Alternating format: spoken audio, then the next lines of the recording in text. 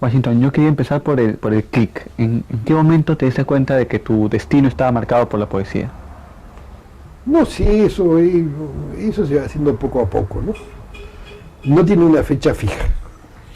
Lo que sí es que a mí desde chico me gustó leer poesía. Eso ya es un índice, ¿no? Generalmente los niños empiezan pues leyendo cuentos, cosa que yo leí, por supuesto, ¿no? Los cuentos de los hermanos Grimm, los cuentos de hadas, para después ya evolucionar hacia cuentos más largos, hacia las novelas de aventuras, los Tres Mosqueteros, la Isla del Tesoro y esas cosas. Pero pocos se dedican a leer poesía. A mí sí me gustó desde chico leer poesía. ¿Qué poesía leías de chico? Bueno, en antologías y esto, en los libros de lectura, por ejemplo, había cosas de Rubén Darío, cantaba Rubén Darío. Recuerdo que no era mi libro de colegio, pero en mi casa había un libro para cuarto de primaria o una cosa así, hecho por un poeta, por Alberto Ureta, Claro. que era un buen poeta, era un libro de lectura para colegio.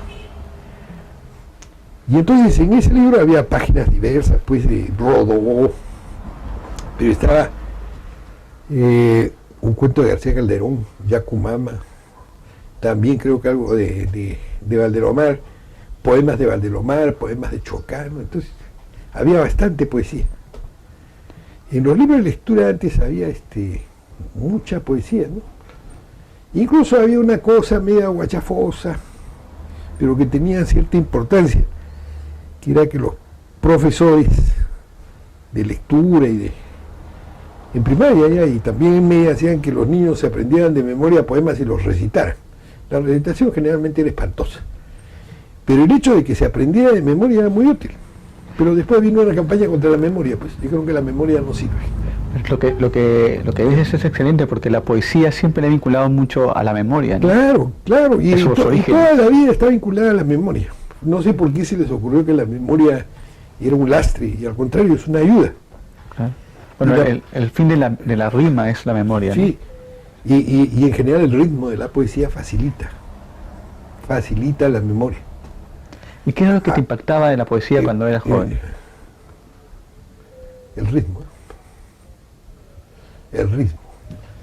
Hay gente que se sabe, por ejemplo, Alberti se sabía pues el polifemo de memoria, que ya es un poco difícil porque el verso pues muy barroco, ¿no?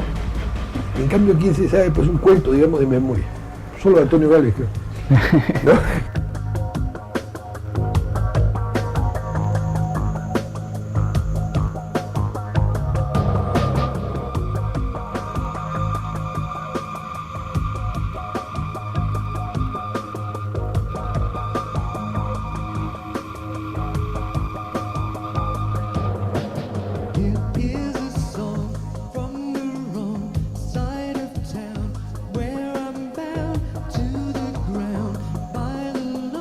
¿Cuáles son tus influencias literarias? Que, por ejemplo, la literatura española, no sé si porque me has enseñado poesía española del siglo de oro y estoy tan vinculado, te veo a ti tanto en eso. No, yo es que un poco de casualidad caí en San Marcos, el curso que había acá antes era literatura española. Y entonces ya me quedé ahí, no hice. Debí haber buscado peruana, pero no lo hice. Y entonces enseñé primero pues contemporánea, después hice siglo de oro, y también siglo XVIII y XIX, en fin, toda la literatura española. Y bueno, a mí, cuando era muchacho, de los poetas modernos, me impactaron Lorca y Alberti, porque yo estaba en colegio, tercero de media, cuarto de media, cuando vino por primera vez Margarita Xirgu. Claro. Yo había leído de García Lorca y con un amigo también del colegio nos fuimos pues a la cazuela del Municipal y vimos toda la temporada, todo García Lorca. Me dejó impresionado, ¿no? Desde la primera que vi, que fue Yerma. Era impresionante, nunca había visto teatro, nunca había visto esos decorados, esa manera de pronunciar las palabras, el movimiento, era una maravilla. Entonces de ahí empecé a leer con más ahínco a García Lorca y Alberti, pero nunca pretendí escribir pues algo como el romancero gitano, ¿no? Ni tampoco como la poesía de Alberti, pero luego ya cuando ya estaba en la universidad, el poeta que me impresionó fue Pedro Salinas, que es de la misma generación, pero es otra vertiente. Claro. Es la vertiente castellana en vez de la vertiente andaluza, una poesía más meditativa, la otra es más de canto, ¿no? Más alegre, más vistosa, ¿no? Pero me gustó esta poesía meditativa, entonces empecé a escribir poemas de ese tipo. Antes había escrito otros poemas, pero supongo que todos muy malos, ¿no? Por ahí deben estar perdidos. Ahora, ¿cómo llegas, por ejemplo, a Garcilaso de la Vega? Que por ejemplo, yo me acuerdo mucho de tu lectura de Garcilaso de la Vega, ¿no? Bueno, como tuve que enseñar, yo empecé con lo que conocía más, que era la literatura contemporánea española, ¿no? En generación del 27, generación del 98. Pero luego vino su bizarreta, que había hecho su tesis sobre Unamuno, y me pidió dictar él contemporánea, y que yo hice más bien Siglo de Oro, que yo no conocía mucho. Pero me dijo, toma ese libro de Fandler, y es fácil. Bueno, pues tomé. Y me empecé a aficionar, y efectivamente en el Siglo de Oro pues hay media docena de poetas que son de lo mejor de la lengua castellana. El primero es Garcilaso, ¿no? Garcilaso que lo define muy bien en un poema de Miguel Hernández. Un poema de Garcilaso que empieza: un claro caballero de rocío, ¿no? Ese Garcilaso, claro, cristalino, ¿no? Y puro. Y después, bueno, leía, por supuesto, Fray Luis, pero el otro que realmente me impresiona hasta ahora cada vez que lo leo, San Juan de la Cruz. Esos son los dos grandes, para mí, del Siglo de Oro, ¿no? Y la poesía de San Juan es una poesía tremendamente apasionada, ¿no? Sí, eso es una poesía de mucha tensión, ¿no? De mucha tensión. Ahora, escribió poco, ¿no? Sus grandes poemas son 4, ¿no? Claro. ¿No? Pero poeta de una intensidad extraordinaria. Y después, claro, vienen los barrocos, Góngora, Quevedo y Lope, ¿no? Que también son 3 poetas extraordinarios. Ahora, tu poesía está vinculada a un hombre ya saliendo del ámbito español, que sobre todo tu primera poesía, que es el de Bertolt Brecht, ¿no? Bueno, un poco Bertolt Brecht me impresionó. Recuerdo a Bertolt Brecht, aquí no se le conocía el año 52 o 53, que ya habían, no sé si lo habían representado incluso, pero ya había habido ediciones argentinas, bastante malas por otro lado. Y aquí vino una vez un argentino, escritor y dibujante, pero sobre todo dibujante, ilustrador muy bueno, Miguel Brascó, que se casó con una peruana, Lola Torne. Y él, a un grupo de amigos, nos leyó poemas de Brecht y nos dio unas traducciones de Brecht. Yo no sé si él sabía alemán o lo tradujo el francés, ¿no? Y se publicaron en la revista Letras Peruanas. Ese fue el primer que me impresionó Brecht. Entonces, cuando fui a España con Pablo Guevara y Paco Espinosa, fuimos por Buenos Aires. Inmediatamente me fui al Ateneo, a la librería de Buenos Aires, a buscar Brecht. Y compré todo lo que había, que no era mucho, ¿no? Pero está, pues, Más de Coraje, La ópera de 2 centavos, Galileo Galilei y alguna otra, ¿no? Gerpuntil. Y me dejó impresionado, a pesar de que las traducciones eran malas, se notaba pues la fuerza de Brecht, ¿no? Es un poeta poderoso.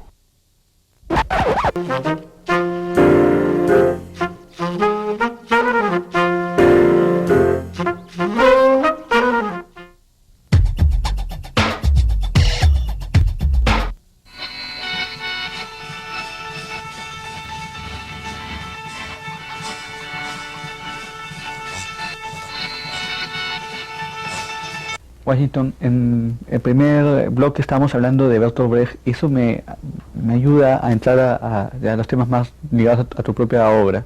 Por ejemplo, el tema de la poesía pura y social, que en los años 50 estaba tan de moda, esa competencia entre lo puro y social. ¿Qué te llama ese tema? Creo que se ha agrandado, creo que no hubo tal competencia entre poesía pura y poesía social. Creo que eso se ha hecho más grande de lo que fue.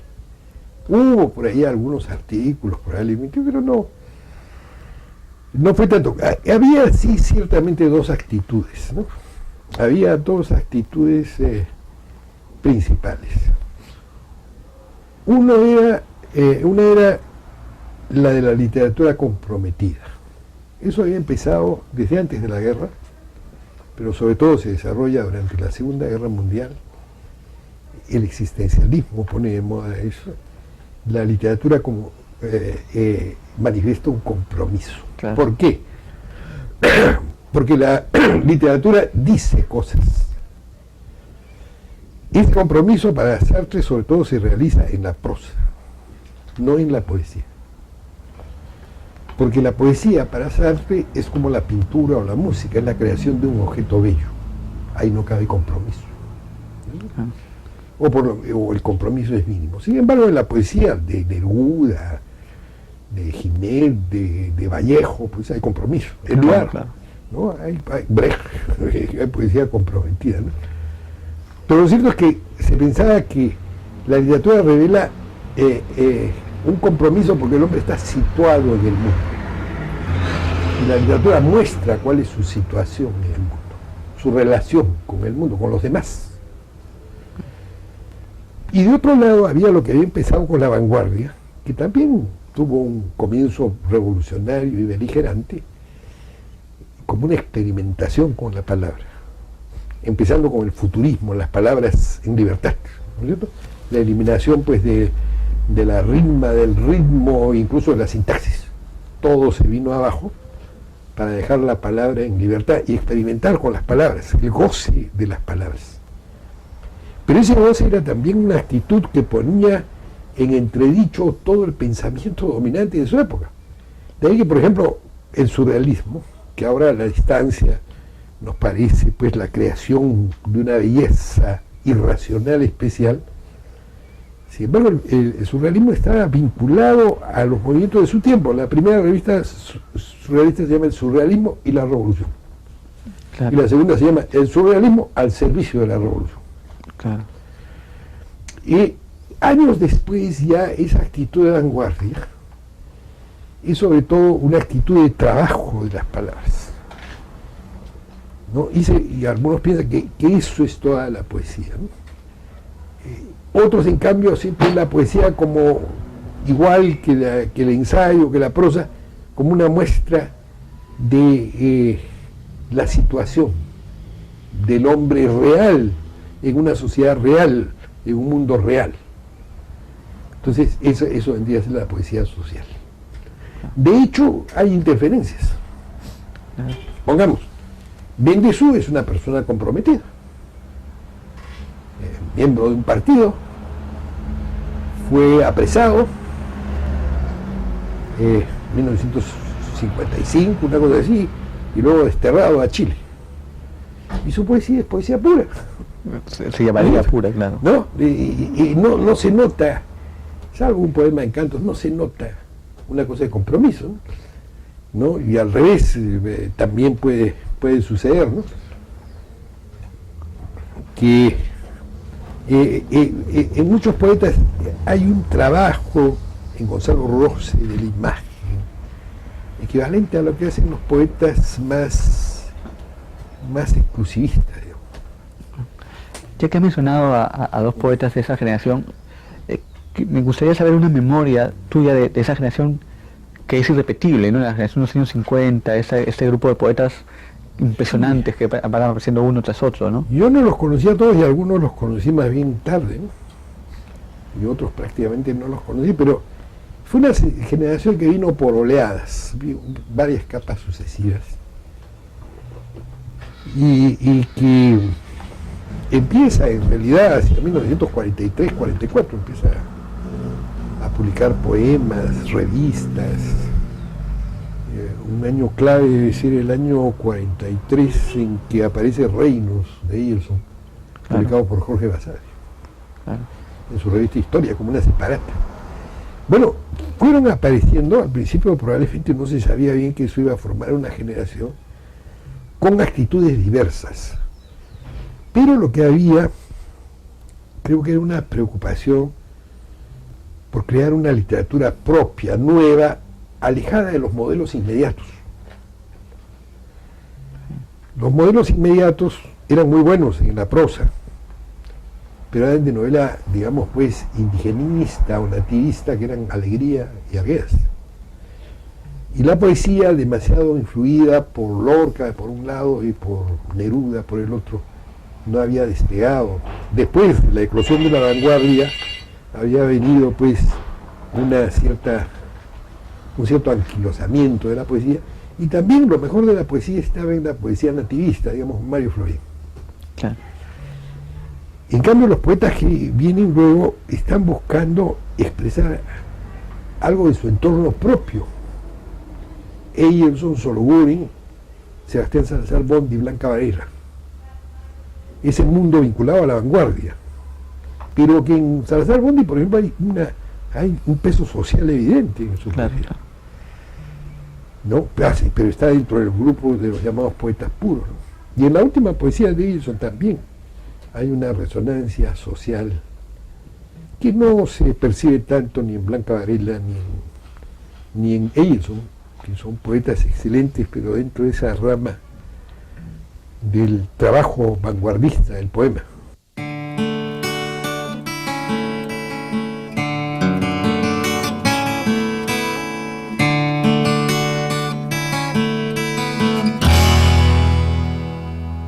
Leeré el poema titulado Yo quiero.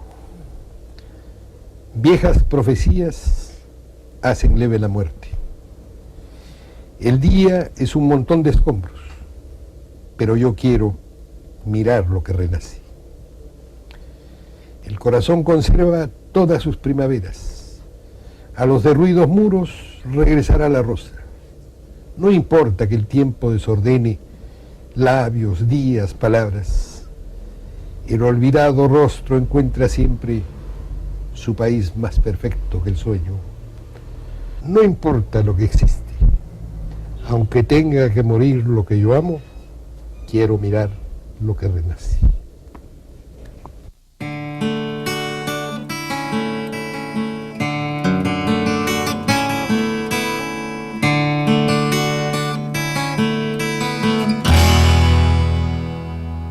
¿Y tu propia obra? Tu propia obra, ¿cómo se inserta ahí? No sé yo, eso sí, ya eso lo dirá la crítica, ¿no? No me atrevo a... Pero, claro, yo empecé imitando no a los franceses, no tampoco a los poetas sociales, como Vallejo, Neruda, Nassim Ginet, sino imitando a un poeta un poco cerebral, digamos, que era Pedro Salinas, ¿no?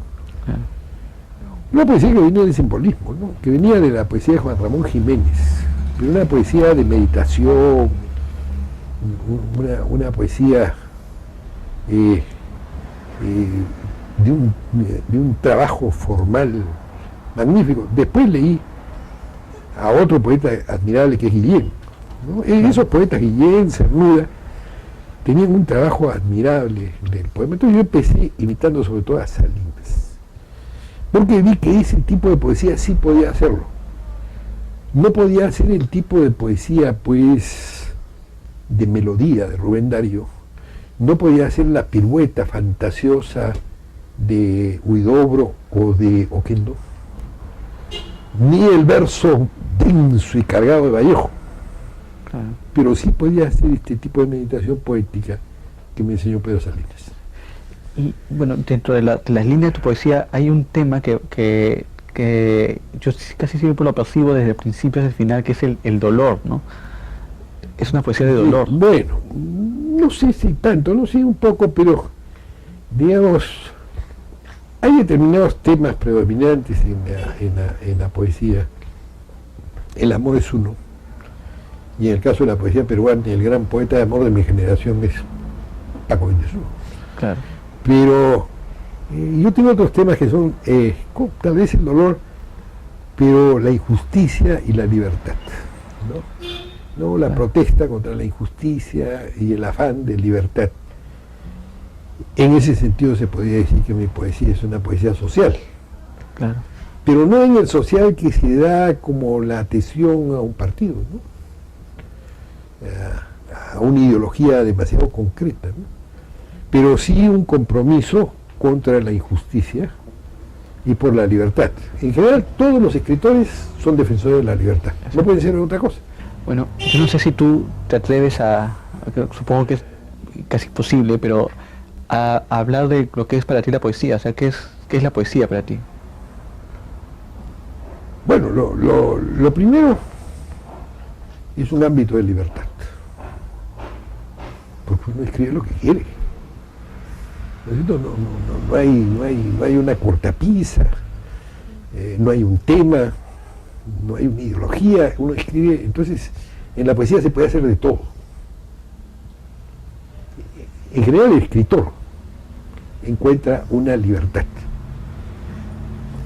Incluso en las épocas de censura. Porque él escribe. Que se publica ya es otro problema. Pero escribir lo escribe. Exacto. ¿No es cierto? Entonces, esa es la primera sensación de libertad.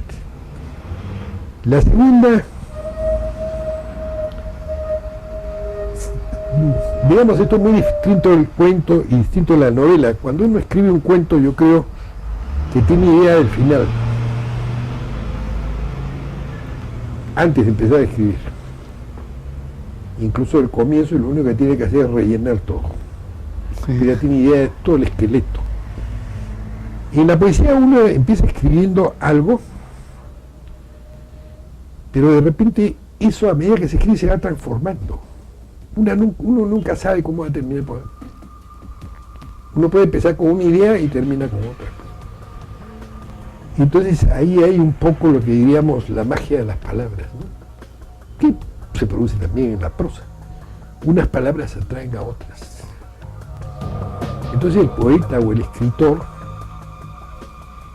es simplemente el hilo conductor de las palabras, que va vinculando las palabras, y uno siempre se sorprende a veces de algunos versos que he escrito, ¿no?